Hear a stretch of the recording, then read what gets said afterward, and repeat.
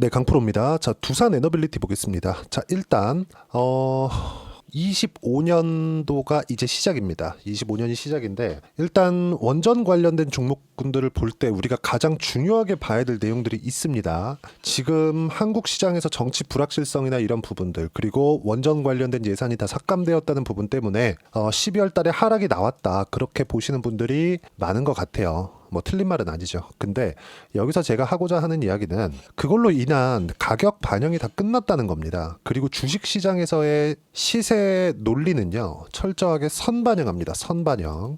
그리고 이 선반영에 대한 부분은 한국 시장뿐만 아니라 미국 시장에서도 동일하게 적용을 받는 내용입니다. 그래서 이 부분에 집중을 하셔야 되고 24년도 시세, 지나간 시세지만 이 시세를 보고 우리가 예상할 수 있는 부분은 한 가지예요. 자, 시장보다는 두산에너빌리티가 강했다. 그리고 두산그룹에서 정말 큰 똥이죠. 분할합병 관련된 이슈가 터졌는데도 불구하고 그래도 추세는 지켜냈다. 이 부분은 좀 긍정적으로 봐야 될 부분이기도 합니다. 자, 근데 한 가지 아쉬운 건 터지면 안 됐었던 비상기업 관련된 내용, 이런 부분이 터지고 나서 강하게 하락 구간을 만들어내고 있었죠. 그리고 제가 오늘은 두산에너빌리티 영상에 달린 댓글을 가지고 이야기를 조금 드릴 겁니다.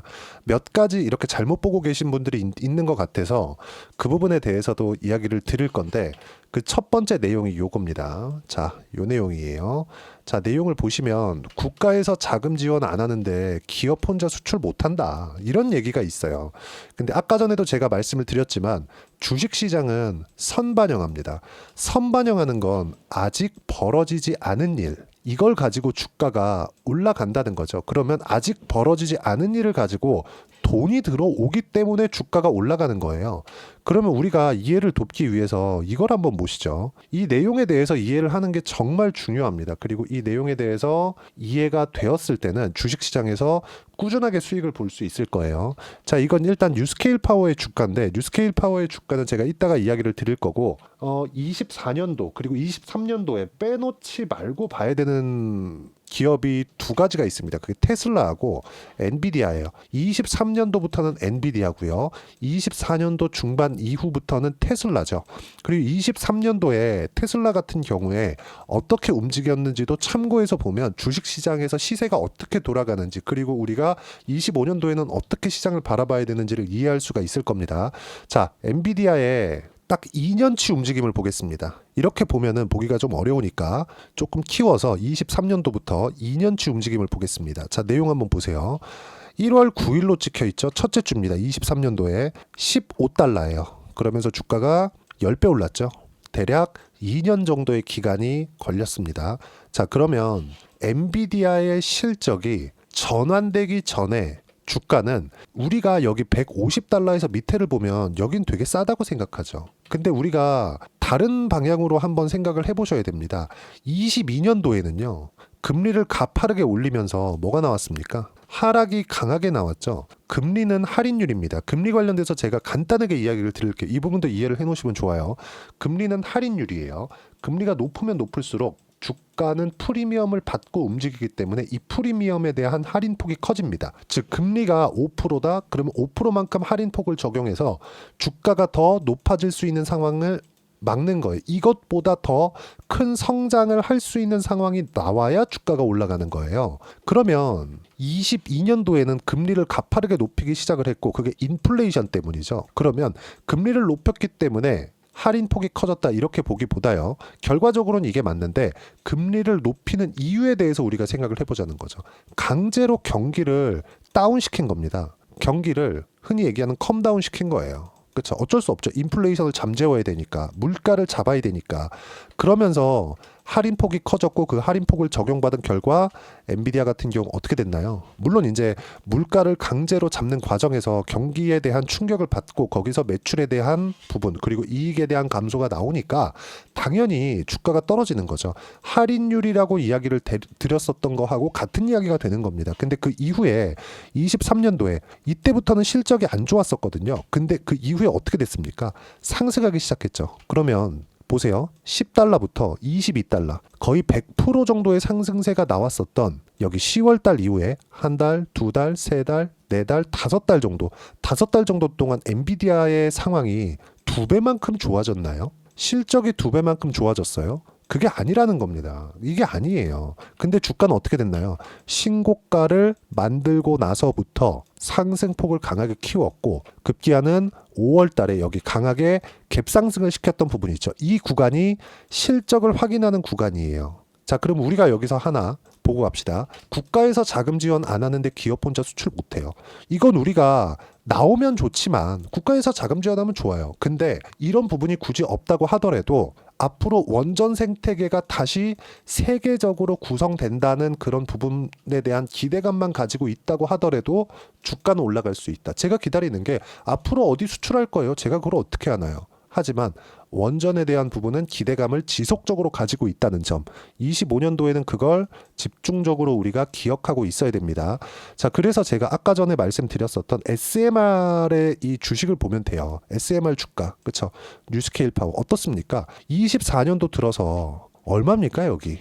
2.8달러잖아요. 2.8달러에서 32달러까지 올랐습니다. 그리고 여기서 SMR은 애초에 꺾였어요. 이렇게 보시는 분들도 있는데, 아니 나스닥 기업이 15배가 올랐는데 당연히 이 정도 조정은 있는 겁니다. 그래서 확인을 하고 매매를 해야 되지만 이격도가 너무 커지는 구간에서는 지금 엄청난 실적에 대한 성장세를 만들어내고 있는 엔비디아의 주가도 조정폭이 이렇게 커집니다. 이렇게 커져요. 그렇죠? 이걸 우리가 기억을 하고 있어야 되고, 요는 그렇습니다. 중요한 내용은 그거예요. 우리가 봐야 되는 내용은 딱 한 가지라는 점. 그렇죠? 국가에서 자금 지원 안 하는데 기업 혼자 수출 못 해요. 그러니까 두산 에너빌리티 안 가겠네. 이게 아니라 애초에 만약에 그럴 것 같았으면은 두산 에너빌리티는요.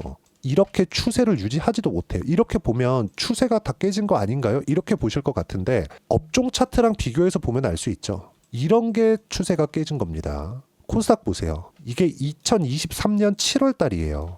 그렇죠? 2023년 어때요? 하락해서 반등했지만 이건 기술적 반등으로 봐야 되고 계속 저가를 낮춰가는 그런 부분을 1년 반째, 근 2년 가까이 하고 있죠. 22년도의 고가를 아직도 회복을 못하고 있습니다. 나스닥은 어때요?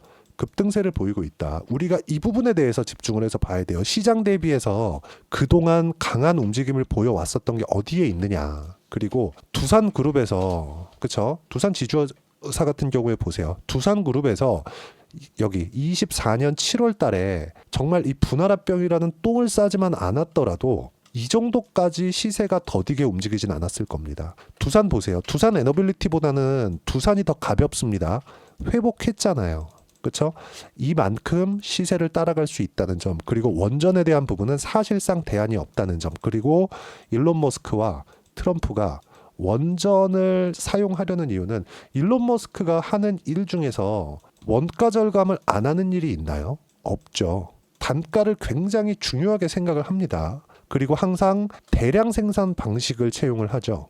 예를 들어서 테슬라를 만들 때 결국에 뭘 하고 있나요? 기가프레스 한 번에 찍어버리잖아요. 그냥 이렇게 하면서 단가를 낮추고 마진을 높이는, 그리고 그런 부분을 트럼프가 인정을 했기 때문에 이번에 뭐예요? 도지잖아요. 도지. 그쵸? DOGE 정부 효율화 위원회 위원장입니다. 그만큼 트럼프와 일론 머스크가 원전을 미는 이유는 값싼 에너지를 사용하기 위함입니다. 그래서 중국과의 싸움에서 이기겠다. 이런 부분을 트럼프는 애초에 공언을 했어요. 트럼프가 화석연료를 계속 써야 된다고 주장하는 이유가 뭡니까? 기름이 좋아서? 그게 아니라 싸기 때문입니다. 싸기 때문에. 이것보다 더 효율적인 게 뭐예요?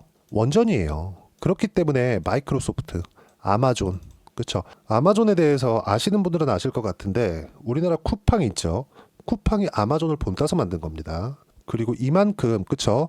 효율을 따지는 기업들이 뭘 하고 있어요? 원전에 대한 투자를 하고 있다. 두산에너빌리티는 이번에 뭘 했나요? 마이크로소프트에서 키우고 있는 테라파워에 직접 수주를 받았고요.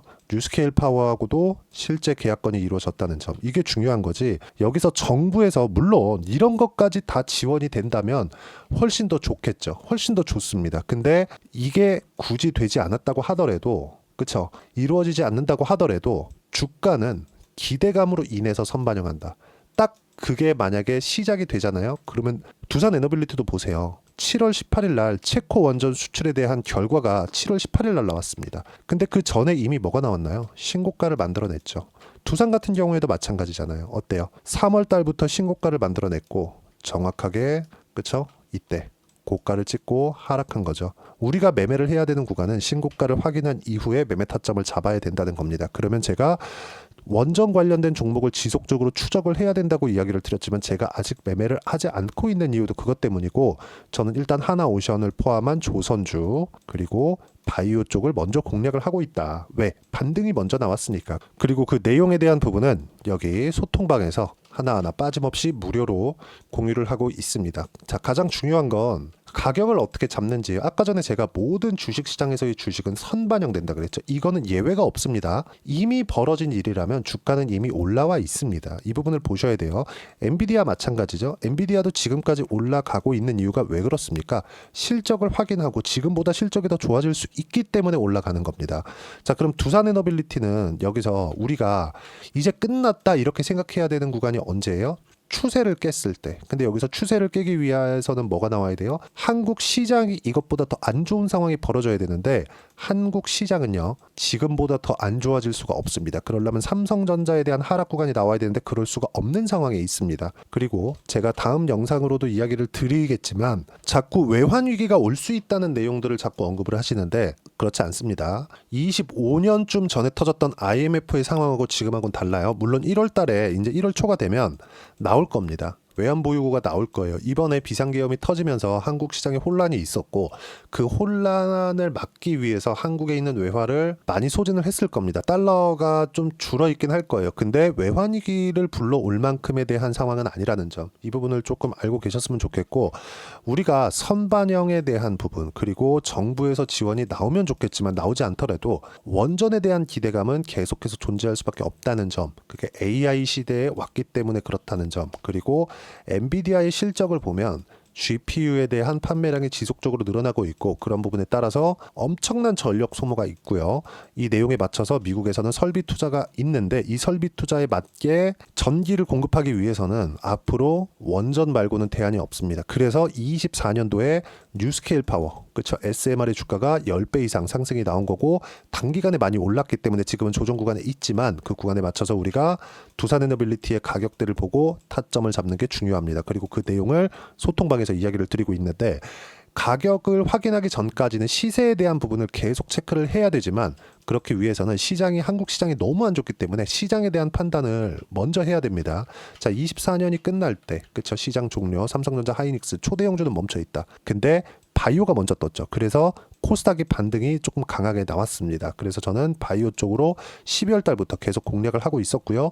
그리고 하나오션 같은 경우에도 두산 에너빌리티보다 먼저 갔기 때문에, 그쵸? 반등 확인이 먼저 됐기 때문에 12월 30일 날 매수 구간을 잡아드렸다는 점, 이 모든 게 다 무료로 진행하고 있으니까 와서 두산 에너빌리티의 타점 그리고 실제 선반영되고 있는 주도주의 타점을 다 받아보시면 되고요. 구독과 좋아요 눌러주시면 무료 입장 가능합니다. 그리고 댓글 하나 달아주시고 제가 입장 링크를 보내드릴 수 있게 여기 010-8713-1916으로 구독이라고 문자 보내주시면 소통방 입장 링크를 순차적으로 공유를 해드리도록 하겠습니다. 무조건 가격이 가장 중요합니다. 왜 이렇게 제가 가격에 대해서 이야기를 드리는지 그 내용에 대한 부분은, 자, 제가 실제 매매한 내용을 가지고 이야기를 드릴게요. 자, VT입니다. VT도 시장이 어려웠었는데 계속 강세를 보였었죠. 12월 달 들어서도 단기간에 많이 올라왔기 때문에 6월 달까지 강세를 보였기 때문에 조정을 거의 한 6개월 정도를 받았습니다. 근데 추세를 유지한 결과 다시 움직임을 보이고 있죠.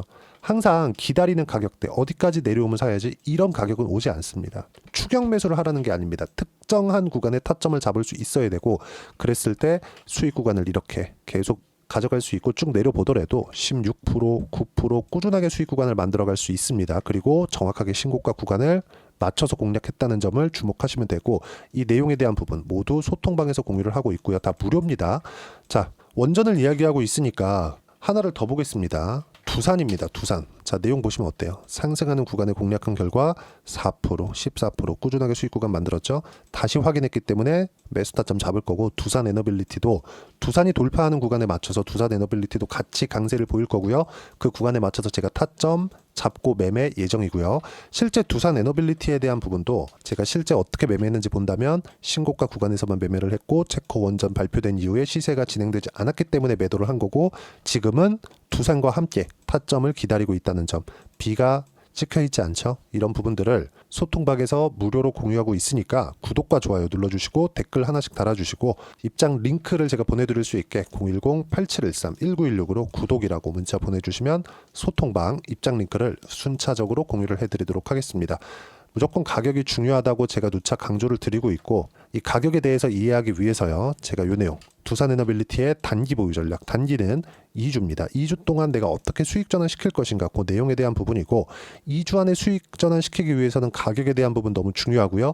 가격에 대한 이해가 되어 있어야 주도주 그리고 신고가 종목들을 내가 찾아낼 수 있다. 이 두 가지 내용도 제가 함께 무료로 공유를 해드리도록 할 테니까 구독과 좋아요 눌러주시고 010-8713-1916으로 두산 에너빌리티라고 문자 보내주시면 단기 가격 전략 함께 공유해드리도록 하겠습니다. 자, 24년도에 너무 시장이 어려웠는데 이제 25년이 됐습니다.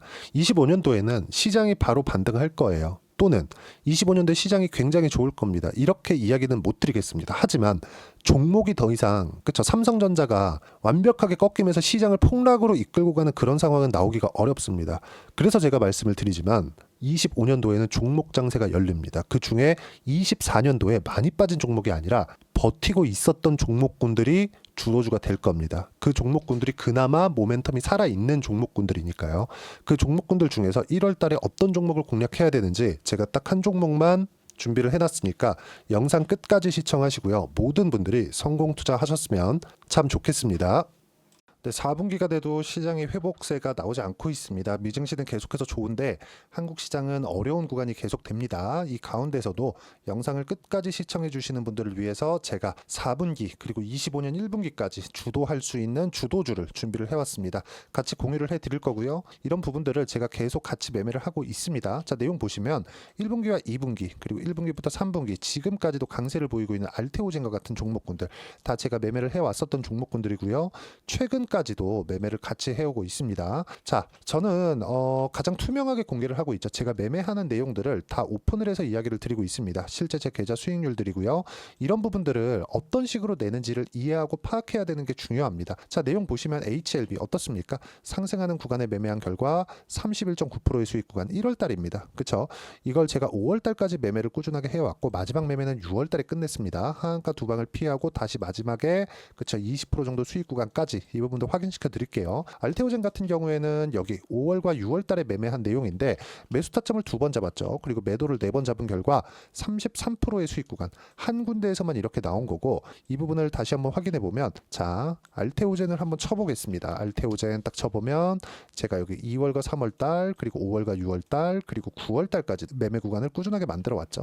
여기서 눌림목 구간을 한번 더 준다면 다시 매수 구간을 잡을 예정이지만 지금은 4분기 그리고 내년 1분기까지 주도주가 어떻게 형성이 되는가, 그리고 어떤 종목을 잡아야 되는가, 그 부분이 중요하니까 그 부분에 대해서 이야기를 드리도록 하겠습니다. 자, 내용 보시면요, 이 내용을 모두 수렴하고 있어야 된다. 이 세 가지 내용만 갖춰져 있으면 주식시장에서 나 혼자, 나 스스로도 꾸준하게 수익이 나는 주도주를 잡아낼 수가 있습니다. 자, 내용 보시면 8월 5일날 시장 폭락이 나왔죠. 미국의 경기 침체 우려감이 불거지면서 시장이 폭락이 나왔는데 그 시장 폭락 구간 안에서도 가장 강했었던 업종이 뭔가, 이 부분을 체크를 해보셔야 되고요. 그리고 실적에 대한 부분은 미래가치가 들어가야 되지만 이건 너무 당연하게 들어가야 되는 겁니다. 미래가치가 좋아지는 부분. 근데 지금까지 실적이 좋으면 더 좋겠죠. 전 지금 당장의 실적은 그렇게 중요하게 보진 않는데, 이번에 준비해온 종목은 지난 3개년 연속 순수익이 증가했다는 점 주목해서 봐야 되겠고요. 그리고 가장 중요한 점, 수급이죠. 그래야 단기간에 수익을 낼 수 있겠죠.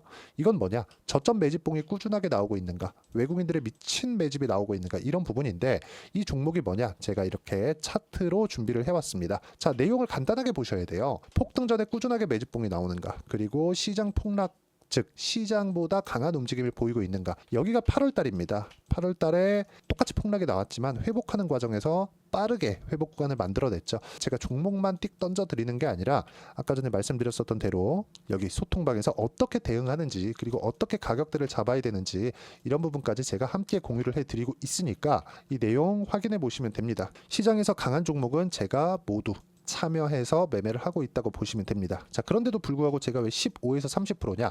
구간별로 달라진다는 거죠. 그렇죠? 내가 정확하게 바닥에 잡아서 이쪽에서 뭐 팔고 나올 수 없다. 그렇기 때문에 이런 부분을 이해하는 부분이 필요합니다. 그렇기 때문에 제가 여기 소통방에서 책임감을 가지고 운영을 하고 있다는 점. 자, 그러면 이 내용이 1분기와 2분기는 HLB, 1분기부터 3분기까지는 알테오젠, 그리고 4분기부터 25년 1분기까지, 그렇죠? 이 종목을 준비해 왔으니까 받아가셔서 모든 분들이 수익을 내셨으면 좋겠고요. 이 내용은 여기 010-8713-1916으로 주도주라고 문자 보내주시면 제가 여기 소통방 초대와 함께 4분기 주도주 함께 공유를 해드리도록 하겠습니다. 시장이 너무 어렵습니다. 이 어려운 상황 속에서도 정말 꾸준하게 수익을 내기 위해서는 주도주 내용을 반드시 파악을 하셔야 되고, 이 주도주를 가지고 매매를 하시면 충분하게 수익 구간을 만들 수 있습니다. 뭐 허황되게 50%, 뭐 100% 이런 식으로 이야기 드리지 않습니다. 그리고 이 내용을 꾸준하게 내가 실현시켜 갈 수 있는가, 이런 부분이 너무 중요합니다. 이 내용에 대해서도 제가 소통방에서도 이야기를 드리겠지만 이 종목 딱 받아가셔서 한번 경험해 보시면 완벽하게 주도주 매매만 하실 수 있을 거니까 이 내용 010-8713-1916으로 주도주라고 문자 보내주시면 제가 소통방 초대와 함께 주도주를 확인시켜 드리도록 하겠습니다. 타점이나 그런 부분까지 함께 제가 공유를 해 드릴 테니까 받아가셔서 충분한 수익 내셨으면 좋겠습니다.